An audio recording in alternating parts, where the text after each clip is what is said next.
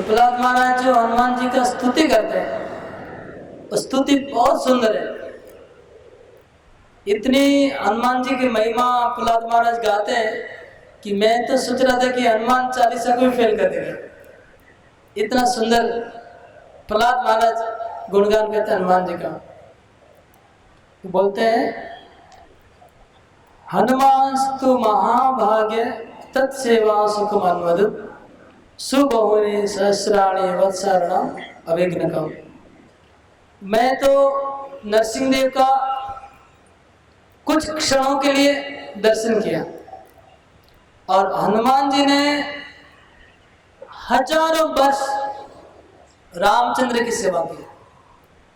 सुबहुनि सहस्राणि, हजारों वर्ष कैसे कि रामचंद्र जब अवतार लिए थे, वो कौन सा युग था? त्रेता युग। उस समय लोगों की आयु थी 10,000 वर्ष, 10,000 ईयर। तो 10,000 वर्ष लोग जीते थे उस समय। तो हनुमान जी ने कई हजार वर्ष राम की सेवा की। और हनुमान जी बलिष्ठ हैं। देवताओं की कृपा से बलिष्ठ बने। जो हनुमान जी बच्चे थे, उनको लगा कि सूर्य एक फल है, एप्पल है। सूर्य को एप्पल फल समझ के हनुमान जी जाके सूर्य को खाने का प्रयास किए। तो इंद्र ने हनुमान जी को वज्र से गिरा दिया और हनुमान जी मूर्छित होकर गिर पड़े। तब हनुमान जी के पिता पवन पुत्र हनुमान है, पवन देव बहुत नाराज हो गया और नाराज होकर के उन्होंने पूरे ब्रह्मांड का हवा बंद कर दिया। श्वास लेना सबका बंद हो गया। सब लोग पवन देव के पास गए, माफी मांगे। तो पवन देव ने कहा कि मेरे बेटे को ठीक करिए। तो सब देवताओं ने अपना पूरा शक्ति हनुमान जी को अंदर डाल दिया। हनुमान जी सबसे बलिष्ठ शक्तिमान बन गए और जग गए। ये इधर लिखा हुआ है, इसमें बहुत सुना नहीं होगा आप लोग इस तरह से, लेकिन इधर लिखा हुआ है ऐसे। फिर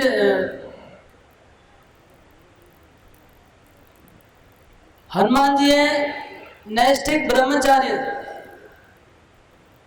आप लोगों को पता होगा हनुमान जी ने शादी नहीं किया है, इसलिए वो बहुत बलिष्ठ है, परम ज्ञानी है, क्योंकि वो नैष्ठिक ब्रह्मचारी, महाव्रत धरो। प्रहलाद महाराज जी गृहस्थ थे, लेकिन हनुमान जी ब्रह्मचारी थे। महावीर हैं और रघुपति के अनन्य सेवक हैं।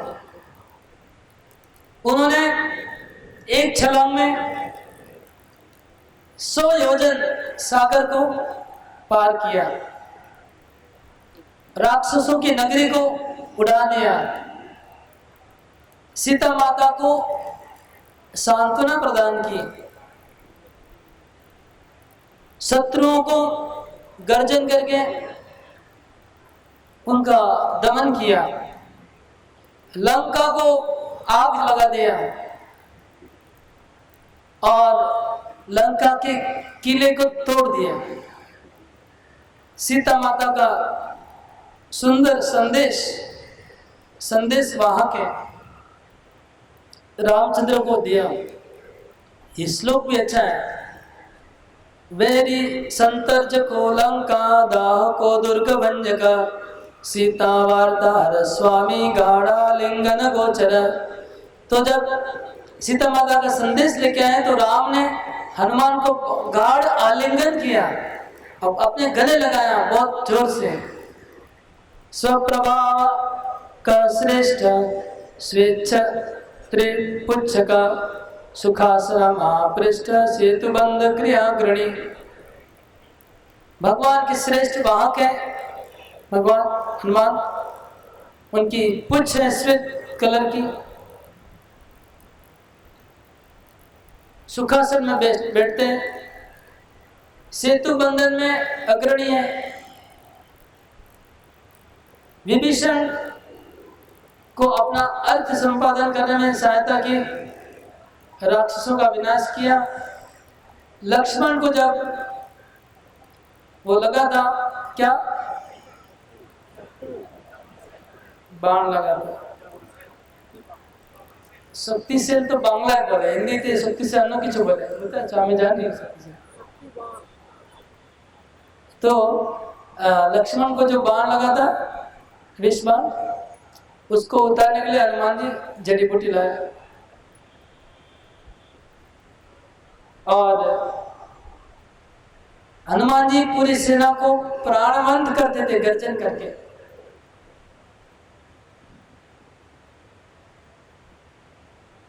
और हनुमान जी ने लक्ष्मण और राम को अपने कंधे पे बिठा के उनको उनके वाहन बने। महाबुद्धि पराक्रम सत्कीर्ति वर्धनो रक्षो राज हंतु निज प्रभो सीता प्रमोदन स्वामी प्रसादेक भाजन आज्ञा में स्वरस्त्र स्थितो विरह आशा। सीता माता को उन्होंने खुशी किया, कीर्तिवर्धन किया रामचंद्र का।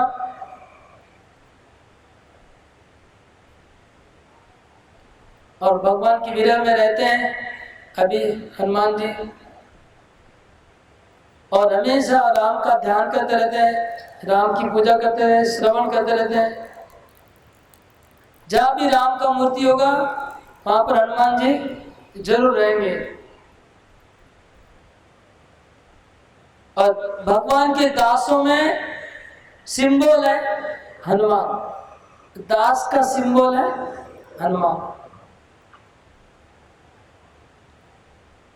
और जब हनुमान जी को श्री रामचंद्र ने कहा था कि हनुमान मैं बहुत खुशी हूं तुम्हारे ऊपर, तुम मोक्ष ले लो, तुम मेरे में विलीन हो जाओ, मैं तुमको पूरा कृपा करना चाहता हूं।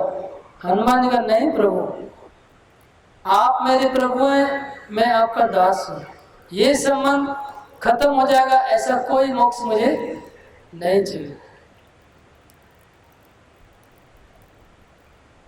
तो मैंने इतना कुछ बताया, लेकिन आप स्वयं जाकर के मिलिए, उनसे देखिए कि वो कितने महान भक्त हैं। तो आप कृपा करके जाइए। नारद मुनि जाते हैं, किम पुरुष अहो भद्रम बोल के किम पुरुष गए। और वहां जाके क्या देखे, वहां देखते हैं कि हनुमान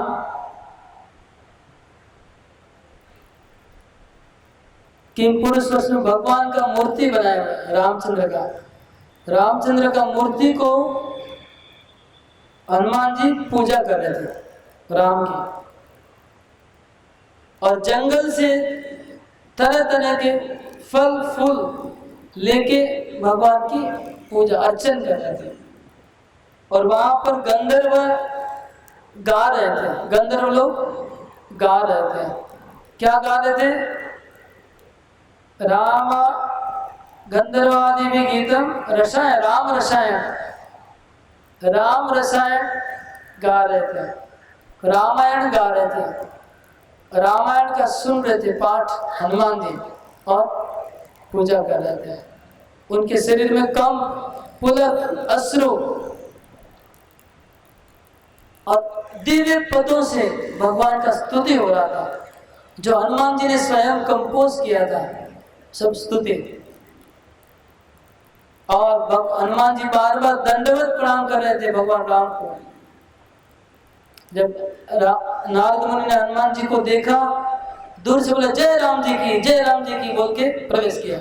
नारद मुनि उन्होंने नारायण नारायण बोलना बंद कर दिया। हनुमान जी बोले जय राम जी की, जय रघुनाथ की बोल के प्रवेश किया। ये सुन के हनुमान जी चौंक गए कि मेरे प्रभु का नाम कौन बोला। तुरंत दूसरा नाम बोलने से शायद हनुमान जी देखते भी नहीं, इसलिए हनुमान का अटेंशन करने के लिए बोले जय रघुनाथ, जय हनुमान, जय राम, जय जानकीनाथ, जय लक्ष्मण अग्रज। ये अलग अलग कीर्तन गाने लगे, राम का कीर्तन कर रहे थे। तब हनुमान उठ गए। दूर से हनुमान जी आए और नारद मुनि को बहुत जोर से कंठ लगा दिया, गले लगाया। और हनुमान जी नारद मुनि आकाश में ही खड़े रहे, नीचे नहीं उतरे। आकाश में खड़े खड़े नारद मुनि नृत्य करने लगे, उनकी आंखों से आंसू बहने लगे, कंपन होने लगा। और ऐसे कि नारद मुनि अपने आंसुओं से हनुमान जी को भिगा दिए।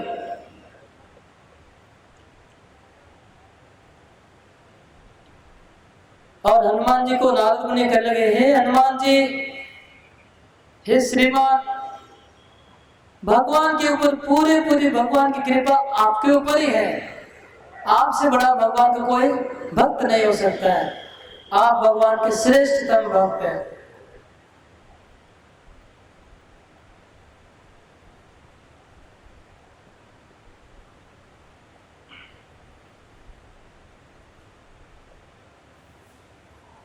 और तुम्हारा दर्शन करके मैं भी भगवान का प्रिय बन पाऊंगा। तब हनुमान जी ने नारद मुनि को हाथ पकड़ के नीचे उतारा और हाथ पकड़ के हनुमान जी मंदिर में लेके गए और मंदिर में ले जाके रामचंद्र का दर्शन करवाया। ये मेरे प्रभु हैं, आप इनका दर्शन करिए। तो नारद मुनि ने श्री रामचंद्र को दंडवत प्रणाम किया।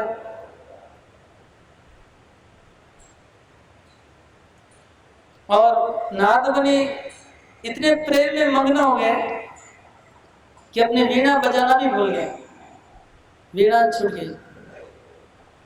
तब नारद मुनि बोलना शुरू किए,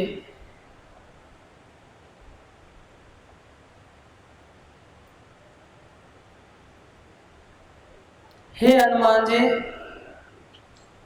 सही में आपके ऊपर ही भगवान की पूरी कृपा बरसी है। आप निरंतर भगवान श्री राम की महिमा गाते रहते हैं और उनके महिमा के सागर में डूबे रहते हैं। राम के गुणगान में आप डूबे रहते हैं। आप राम के क्या नहीं है, आप राम के दास हैं, आप राम के सखा हैं, आप राम के वाहन हैं, आप राम के ध्वजा हैं, आप राम के छत्र हैं, आप राम के चांद्रा होते वो हैं, आप राम के चामर,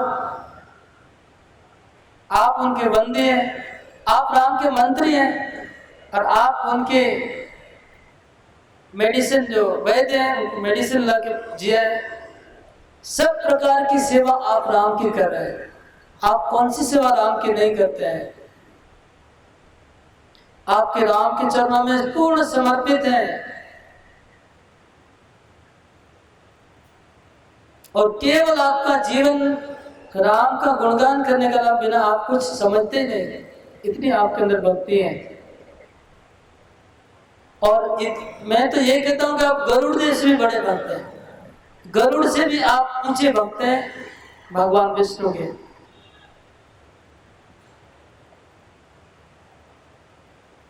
आप विशुद्ध भक्ति परायण है।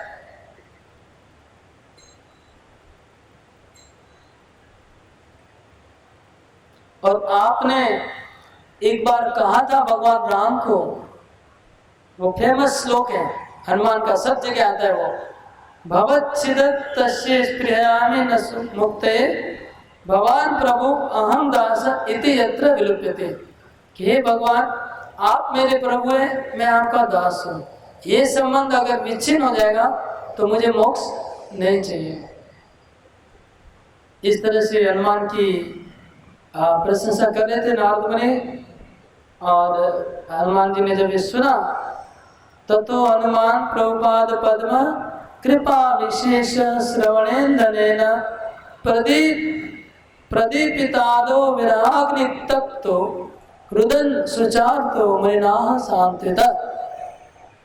इसका अर्थ है कि हनुमान के हृदय में अग्नि जल रही थी। कौन सी अग्नि? राम के विरह की अग्नि। राम के विरह की अग्नि उनके हृदय में जल रही थी और नारद मुनि ने ईंधन डाल दिया। अग्नि में ईंधन डालने का मतलब जानते हैं ना? हाँ, ईंधन डाल दिया। कौन सा ईंधन? राम का स्मरण करवाने वाला ईंधन डाल दिया।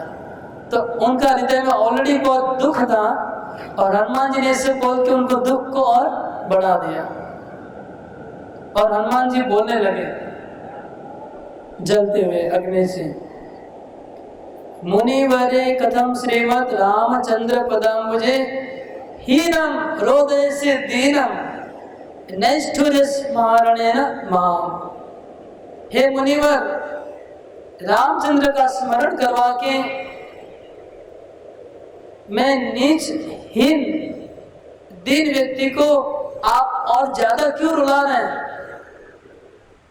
हीनम हृदय से दीनम, रामचंद्र को स्मरण करवा के उनकी निष्ठुरता को स्मरण करवा के आप मुझे और ज्यादा क्यों रुलाना चाह रहे हैं? मुझे और आप विरह के अग्नि में और जलाना क्यों चाह रहे हैं? फिर हनुमान जी कहते हैं, यदि मैं उनका भक्त होता, यदि मैं उनका सेवक होता, तो भगवान मुझे इस संसार में जड़ जगत में छोड़ के अकेले अपने धाम क्यों चले जाते?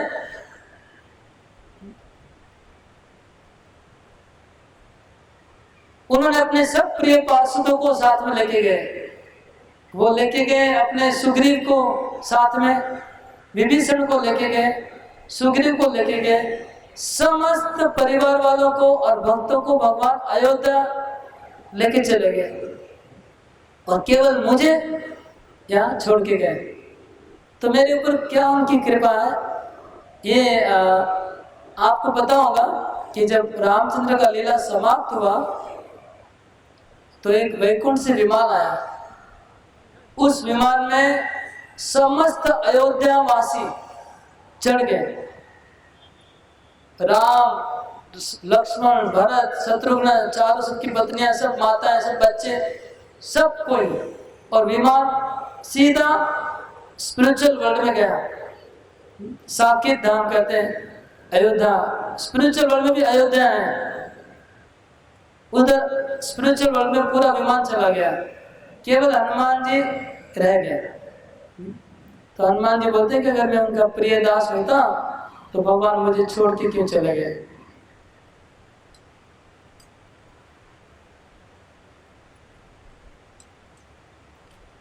और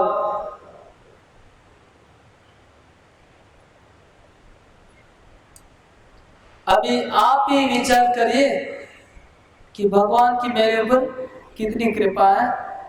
लेकिन मेरे प्रभु, मैंने सुना है कि अभी दोबारा मथुरा में अवतार लिए। मेरे प्रभु भी मथुरा में अवतार लिए और क्या दिव्य अद्भुत अद्भुत लीलाएं कर रहे हैं, अद्भुत आश्चर्यमय लीलाएं कर रहे हैं मथुरा में भगवान। उन्होंने अपने ऐश्वर्य को कई गुना ज्यादा वहां प्रकाश किया है मथुरा में और द्वारका में। मतलब मेरे प्रभु से भी बहुत ज्यादा अभी उन्होंने ऐश्वर्य प्रकाश करके रखा है द्वारका में।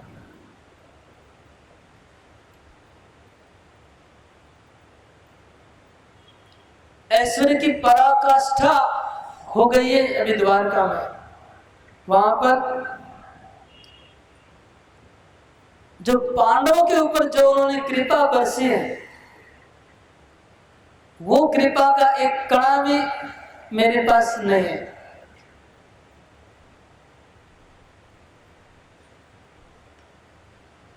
अगर पांडवों की कृपा का एक अणु मेरे ऊपर भगवान की जो कृपा है उसके पहाड़ के बराबर, उनकी एक अणु भी उनका बराबर नहीं होगा। इतनी कृपा उन्होंने पांडवों को की है।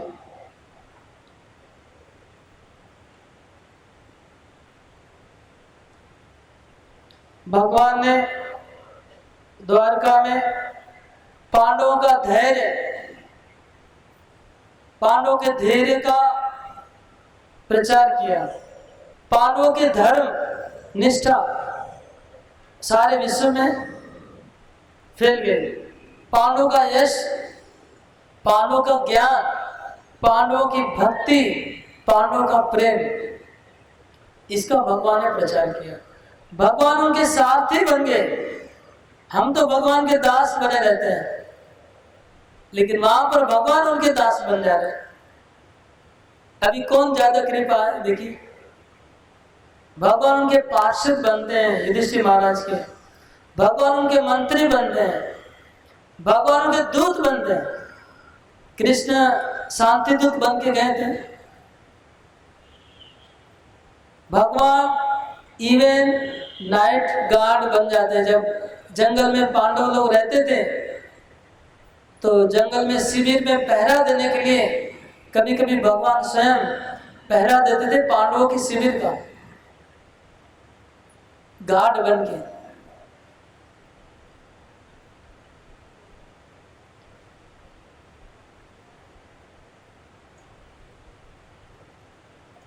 तो प्रेमवश पांडवों के लिए भगवान क्या क्या नहीं करता है। पांडवों के प्रेम में पड़ के भगवान सब कुछ कर रहा है। उनके दास बन जाए, उनके सारथी बनते, उनके दूत बनते, उनके गार्ड बनते, उनके मंत्री बनते, सब कुछ बन रहे हैं। और हमारी तुलना आप कैसे करेंगे पांडवों से? देखिए पांडव कितने श्रेष्ठ हैं हमसे।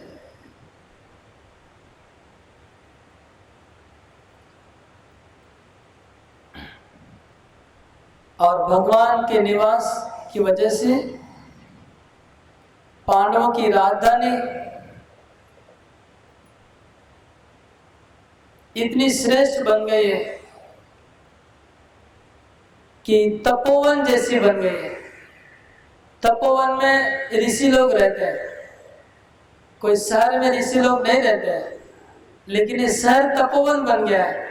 क्योंकि जब से भगवान हस्तिनापुर में और द्वारका में रहते हैं, बड़े बड़े मुनि हस्तिनापुर में युधिष्ठिर महाराज घर में डेली गेस्ट बन के आ रहे हैं। ये राज ऐश्वर्य तपोभूमि बन गया है। खाली ऋषि मुनि आते जाते दिख रहे हैं। कभी ऐसे सोच सकते हैं कि राजा के महल में जनरली क्या भौतिकवादी लोग आना जाना करेंगे? यहाँ पर जटा वाले लोग आना जाना कर रहे हैं। महाराज के महल में ऋषि मुनि सब आना जाना कर रहे हैं। तो तपोभूमि बन गया है पांडवों की राजधानी, क्योंकि भगवान उधर रहते हैं।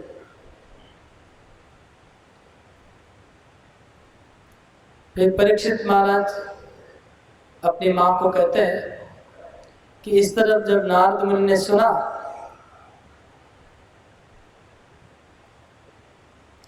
तो उठ गए, उठ के बोले ठीक है।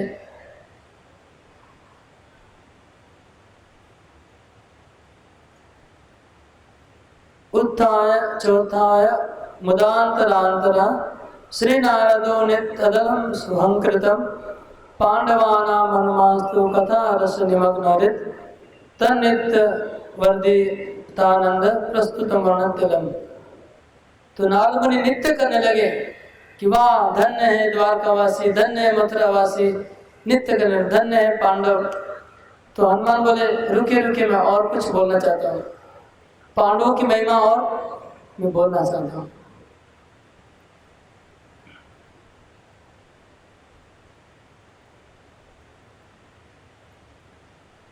तो हनुमान बोलते वास्तव में पांडव लोग श्रेष्ठ भक्त हैं हमसे।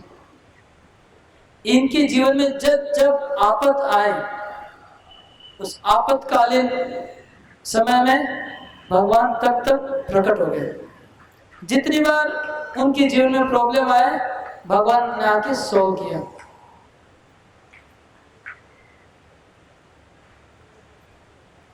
और हनुमान जी इस रोष आक्षेप से बोल रहे हैं।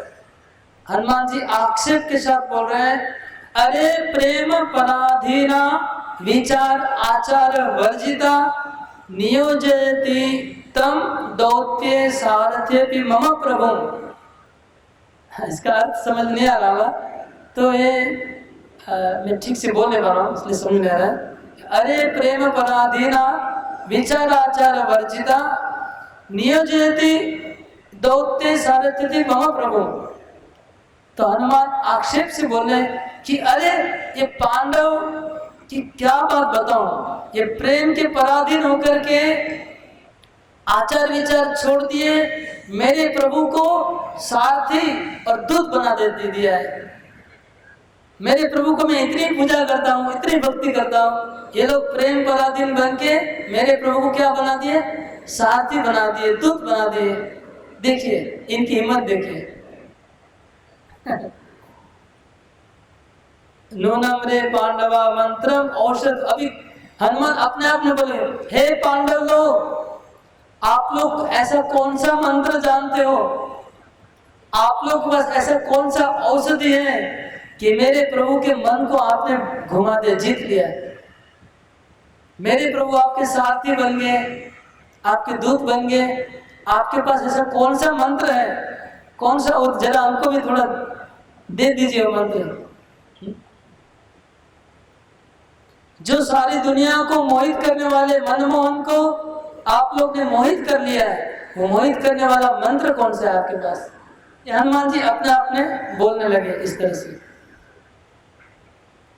ऐसा बोल करके हनुमान जी पांडवों का यश गा रहे थे।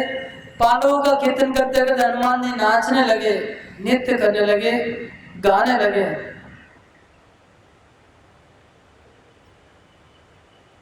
अहो महाप्रभु भक्त वात्सल्य वर निर्जित करोस करोस एषम अपि स्वीय चित्ताकर्षक चेष्टितम। हे भगवान, आपका भक्त वात्सल्य इतना ज्यादा है कि भक्तों को खुश करने के लिए आप क्या क्या कर लेते हैं। और उन 5 पांडवों में से भी मेरा भी बड़ा सौभाग्य है। मैं अपने आप को बहुत भाग्यवान मानता हूं कि एटलीस्ट एक पांडव मेरा छोटा भाई लगता है। पांडव इतने महान है,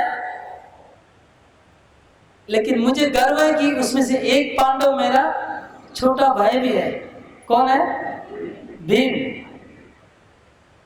भीम मेरा छोटा भाई लगता है, तो पांडव बहुत श्रेष्ठ है, मुझे कोई प्रॉब्लम है, उसमें मेरा भाई भी है।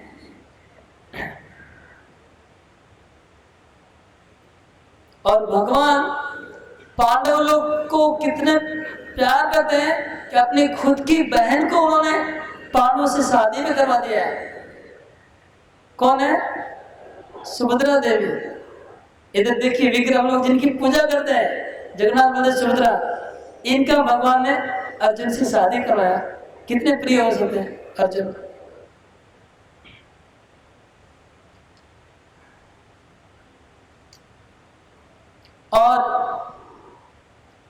और मुझे और एक छोटा सा गर्व है कि अर्जुन अपने रथ के ऊपर जो पताका है उसमें मेरा चिन्ह लगाता है।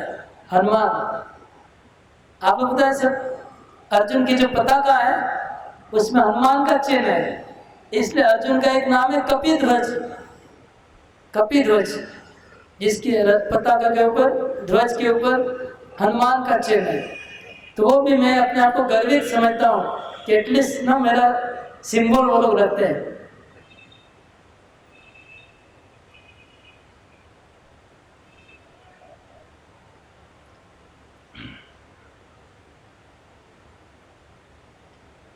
प्रभो प्रियतमानां तु प्रसादं परमं विना न सिद्ध्यति प्रिया सेवा दासानां न फलति भी।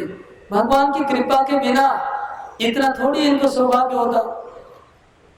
जरूर भगवान के ऊपर इनके ऊपर ज्यादा कृपा है। इसलिए माँ भागवत, हे नारद मुनि, चलो मैं भी चलता हूँ, आपको अकेले जाने की जरूरत नहीं है, चलो हम लोग जाके पांडवों से मिलते हैं। मेरा भाई है, एक अर्जुन के ऊपर मेरा चिन्ह है, मेरा भी कुछ रिलेशन है, हम लोग चलते हैं पांडवों के पास। मैं भी उनका दर्शन करूंगा, उनकी कीर्ति को अपनी आंखों से देखूंगा।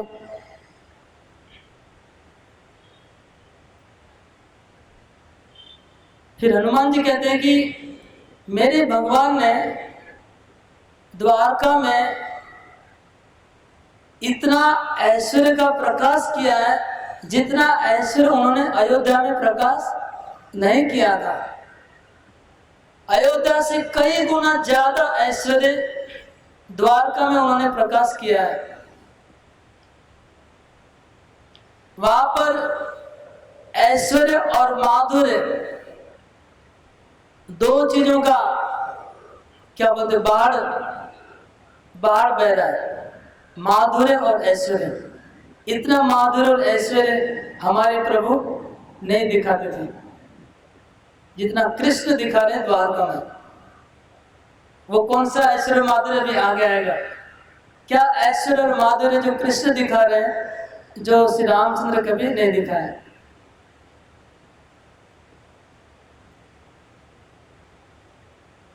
और वो जो ऐश्वर्य और माधुर्य जो द्वारका में कृष्ण प्रकाश कर रहे हैं, ब्रह्मा और शिव जी के लिए भी उसको गिनती करना और उसको समझना संभव नहीं है।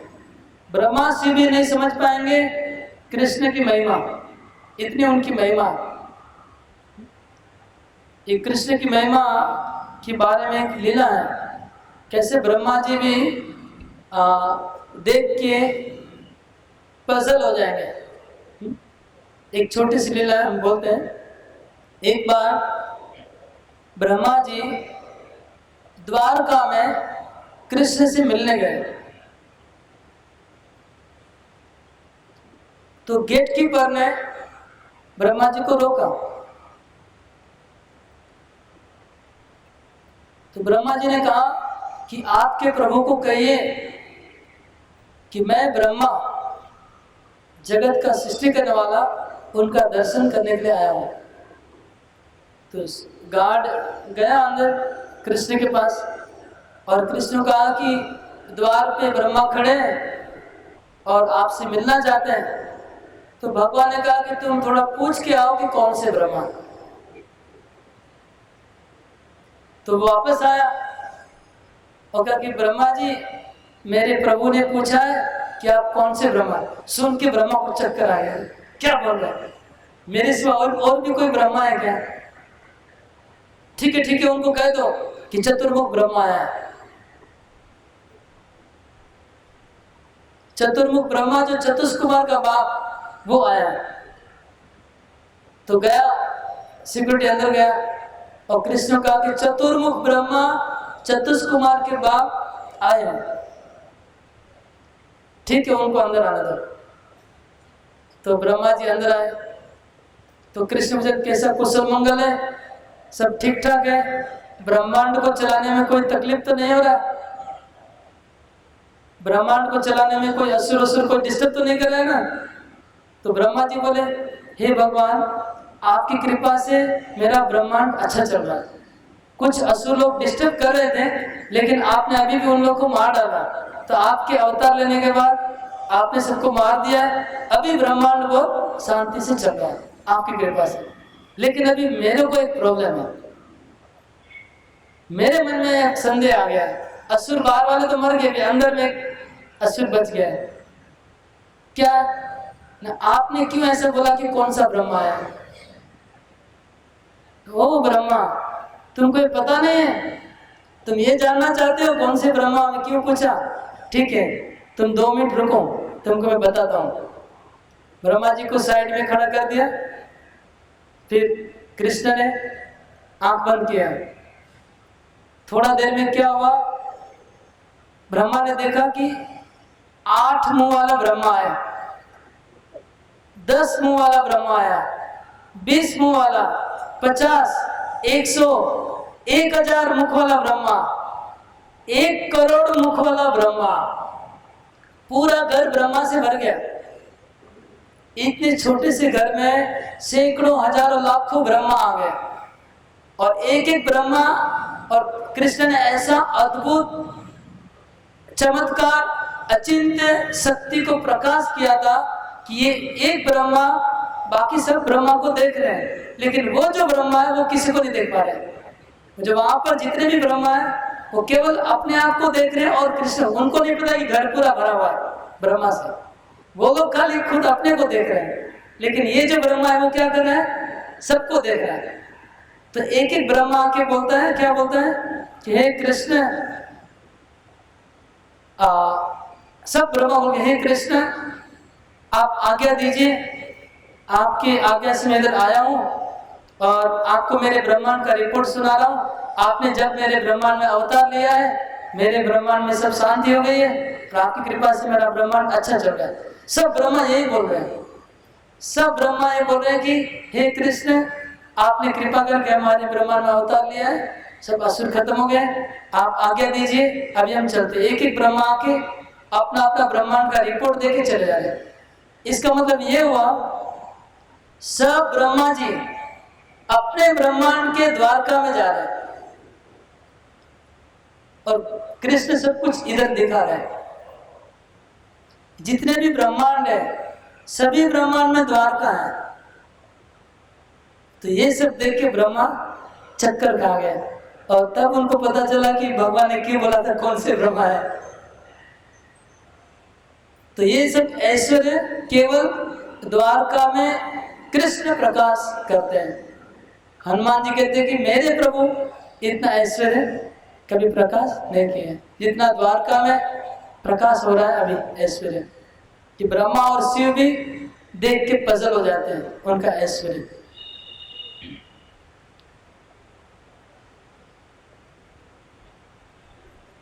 फिर वो ब्रह्मा जी थोड़ा देर के बाद कृष्ण लीला समाप्त कर लिया, सब ब्रह्मा अपने अपने धाम चले गए। फिर ब्रह्मा को रियलाइज हो कि हाँ असंख्य ब्रह्मांड है और कृष्ण असंख्य ब्रह्मांडों के मालिक है। फिर आके मुक्त अयोध्यायाम इति वैकुंठतोपिना उत्तिष्ठोत्तिष्ठ तत्र गच्छाव सत्वरम सखे। नाथ मुनि कहते अरे हनुमान तुम क्या बोल रहे हो, तुम द्वारकों को अयोध्या से कंपेयर कर रहे हो। अयोध्या को छोड़ दीजिए, द्वारका को तुम वैकुंठ से भी कंपेयर नहीं कर सकते हो। इतना महान ऐश्वर्य द्वारका में है। चलो चलो हम लोग जल्दी द्वारका जाते हैं। नारद ने हनुमान को बोला चलो हम लोग द्वारका जाते हैं। हनुमान थोड़ा सोच में पड़ गए और थोड़ा दीर्घ श्वास लेके सोचने लगे कि मैं बोल तो दिया कि हम लोग द्वारका एक साथ जाएंगे, लेकिन कुछ प्रॉब्लम है। उन्होंने नारद मुनि को प्रणाम किया और नारद मुनि बोलते कि सॉरी, हनुमान सॉरी क्षमा करिए नारद मुनि, मुझे जरूर द्वारका जाना चाहिए, पांडवों की महिमा देखनी चाहिए, कृष्ण का ऐश्वर्य देखना चाहिए, लेकिन एक सीरियस प्रॉब्लम है वहां जाने में। तो सीरियस प्रॉब्लम है, क्या प्रॉब्लम है अब बताते हैं कि वहां पर कृष्ण इतनी महाकरुण और महामाधुरी का प्रकाश करते हैं कि उसको समझने के लिए जो दिमाग चाहिए वो दिमाग मेरे पास नहीं है। वो पहले के अवतारों से कई गुना लाखों गुना ज्यादा ऐश्वर्य और माधुर्य दिखा रहे हैं वहां पर। विचित्र लीला भंगी च तथा परम मोहिनी। सुनिए क्या श्लोक है। विचित्र लीला भंगी च तथा परम मोहिनी मुनिनाम अपि अभिज्ञानाम या सात परमो ब्रह्म। भगवान जो विचित्र लीला भंगी करते हैं वो सबको मोहित करने वाली है और बड़े बड़े मुनि का मन भी भ्रमित हो जाता है। मुनि लोग भी अभिज्ञ पारदर्शी परम विद्वान मुनि लोग भी उनकी लीलाओं को देख करके भ्रमित हो जा रहे हैं द्वारका में। अहो भवादृशाम तातो यतो लोक पितामह वेद प्रवर्तक आचार्यो मोहम ब्रह्मा से वंदिता। हनुमान जी कहते हैं कि ब्रह्मा जी जो ब्रह्मांड के अधीश्वर हैं, हमारे पितामह हैं, तुम्हारे पिताजी हैं, तुम्हारे गुरु हैं, वो ब्रह्मा जी का भी दिमाग घूम गया था द्वारका में जाके। फिर बोलते हैं, बहुत अच्छी बात बोले, वानराणाम अबुद्धिनाम मादृशाम तत्र का कथा। वानराणाम अबुद्धिनाम मादृशाम तत्र का कथा। बोले ब्रह्मा जी का दिमाग चक्कर खा गया था, तो मेरे जैसे बंदर जिनकी बुद्धि नहीं है उनकी क्या बात है, वो वहां जाके क्या करेंगे। हनुमान जी कहते मेरे बंदर बुद्धि वाला आदमी अगर मैं वहां जाऊंगा तो मैं तो खत्म हो जाऊंगा। ब्रह्मा जी की जब ये हालत हो गई, क्या प्रॉब्लम है आगे बताते हैं। वेद स्वपि त्वमपि तद्वृत्तम तद विशंके अपराधता। इसलिए हे नारद मुनि, आप सब जानते हैं मुझे वहां जाने में डर लग रहा है, मैं अगर जाऊंगा तो अपराध हो जाएगा। ब्रह्मा जी अपराध कर चुके हैं, इंद्र अपराध कर चुका है, शिव जी अपराध कर चुके हैं, और मैं बंदर बुद्धि वाला जाऊंगा, क्योंकि मैं तो रामचंद्र को एक पत्नी व्रत वाले प्रभु को देखने का आदी हूं। जब मैं देखूंगा कि 16,000 पत्नी वाले कोई है तो मेरा दिमाग उसको डाइजेस्ट नहीं कर पाएगा, मैं अपराध कर दूंगा। हनुमान जी ऑनेस्टली बोल रहे हैं। फिर आगे कहते हैं, आस्ताम व अनन्य भावानाम दासानाम परमागति प्रभोर विचित्रा लीलैव प्रेम भक्ति विवर्धिनी। तो वो भगवान की लीला अच्छी है, उसको अच्छी रहने दीजिए, और बहुत श्रेष्ठ लीला है, लेकिन हमारे जैसे लोगों को उधर जाने की, इंटरफेयर करने की जरूरत नहीं है, हम अपनी जगह ठीक है।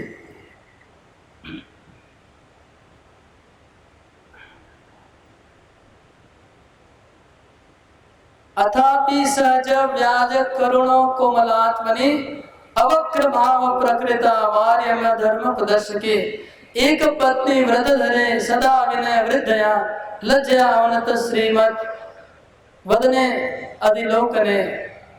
मेरे प्रभु कैसे हैं? मेरे प्रभु सरल स्वभाव के हैं, श्री रामचंद्र। मेरे प्रभु करुणा हृदय वाले हैं। मेरे प्रभु अवक्र भाव, अवक्र भाव, अवक्र भाव मतलब वक्र नहीं है।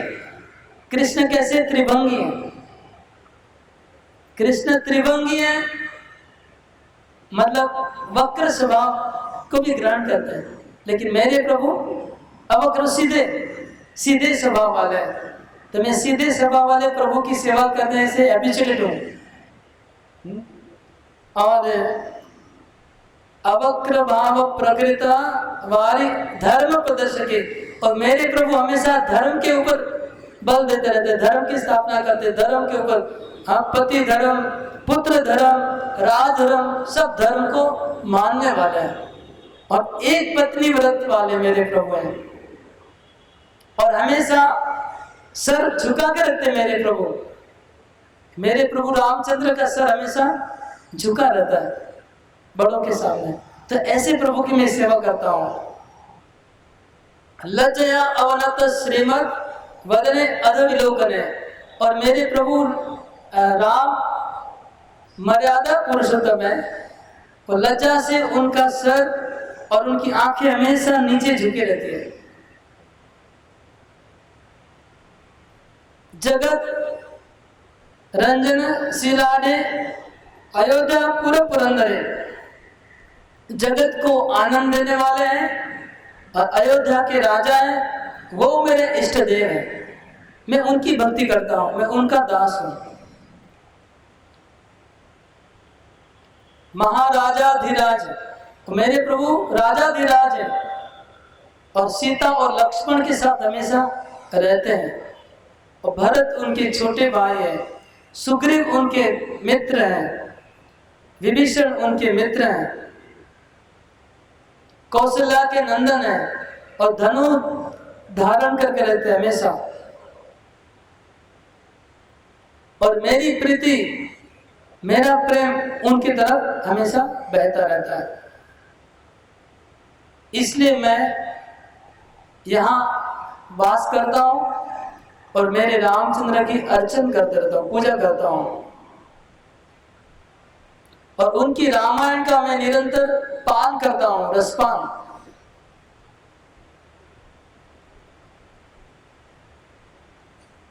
अगर श्री द्वारका के प्रभु, अगर द्वारकाधीश कृष्ण मुझे बुलाएंगे तो मैं जाऊंगा। मुझे बुला के मुझे अगर श्री रामचंद्र रूप में दर्शन देंगे तो मैं कभी भी जाने को तैयार हूं।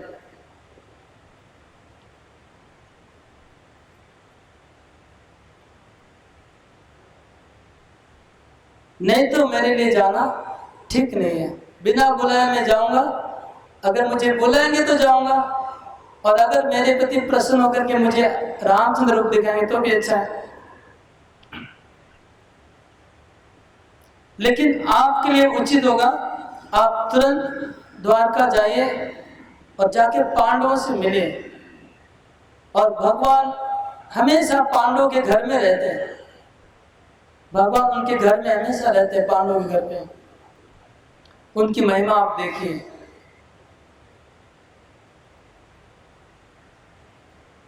आप भगवान की चित्र विचित्र लीलाएं वहां जाके दर्शन करिए। मैं क्या हूं? मैं ब्रह्मचारी हूं और कृष्ण गृहस्थ जीवन लीला कर रहे हैं। पांडव लोग गृहस्थ हैं, कृष्ण गृहस्थ है और मैं ब्रह्मचारी हूं। तो प्रॉब्लम क्या है? प्रॉब्लम आगे बताते हैं। साम्राज्य व्यापृतान मत्वा मापराधो वृतो भवा। तो मैं कृष्ण की गृहस्थ लीला देख के मेरे मन में अपराध हो सकता है कि मैं ये सब चीजों का देखने का आदी नहीं हूं। रामचंद्र जिस तरह से जीते हैं, उनका जो लाइफस्टाइल है, वो कृष्ण का जो लाइफस्टाइल है पूरा अलग है। तो मैं ब्रह्मचारी हूं तो रामचंद्र की लीला देख के मुझे कोई प्रॉब्लम नहीं होता है। लेकिन मैं द्वारका में कृष्ण की लीला देखूंगा तो मेरे मन में कुछ डाउट हो जाएगा और मैं अपराध कर बैठूंगा, इसलिए मुझे वहां नहीं जाना है। समझ में आ रहा है कि नहीं?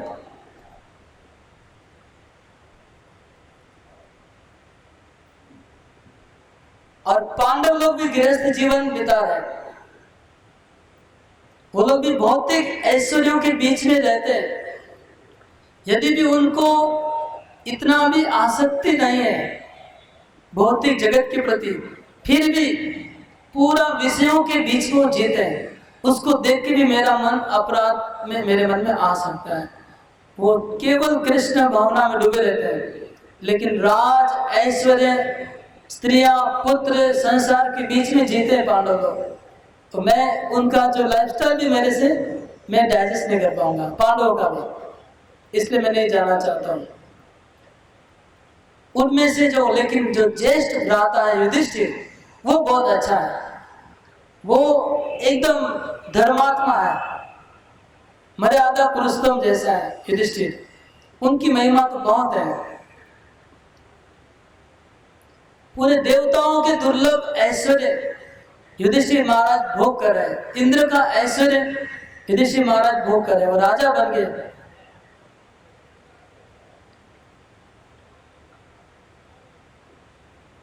और राजसी यज्ञ किया था युधिष्ठिर महाराज ने, और राजसी यज्ञ करने के बाद क्या बताएं, ये पृथ्वी इतना श्रेष्ठ हो गई है कि वैकुंठ लोक से भी इनकी प्रशंसा बढ़ गई है पृथ्वी की, क्योंकि यहाँ पर युधिष्ठिर महाराज ने राजसी यज्ञ करके इसका पुण्य इतना बढ़ा दिया कि वैकुंठ लोक से भी ज्यादा। द्वारका और हस्तिनापुर इतना ऐश्वर्यशाली हो गया है कि वैकुंठ भी फीका पड़ गया है इनके ऐश्वर्य के सामने, द्वारका और हस्तिनापुर के।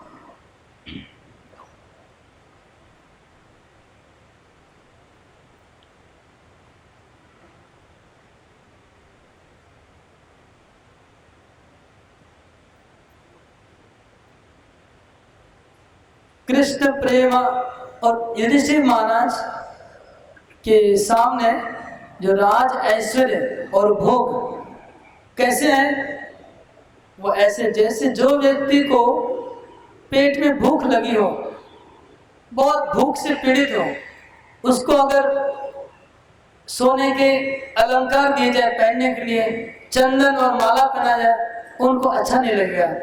इसी तरह पांडव लोग कृष्ण प्रेम के भूखे हैं, इसलिए उनको जो राज ऐश्वर्य जो है वो उनको अच्छा नहीं लगता।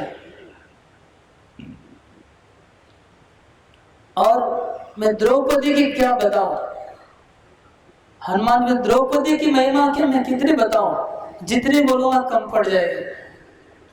द्रौपदी युधिष्ठिर महाराज की महारानी है,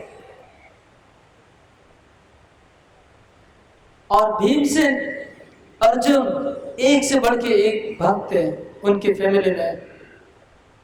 और युधिष्ठिर महाराज को द्रौपदी के साथ, भीम के साथ, अर्जुन के साथ प्यार इसलिए नहीं कि वो फैमिली मेंबर है, इसलिए है कि वो कृष्ण के मित्र हैं।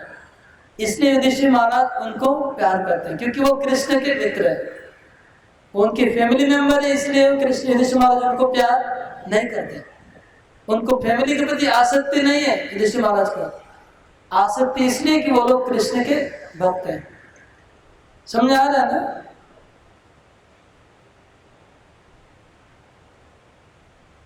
वानरेण मया तेषां निर्वक्तुं शक्यते कियत् महात्म्यं भगवन् वेति भवानेवाधिकाधिकम्।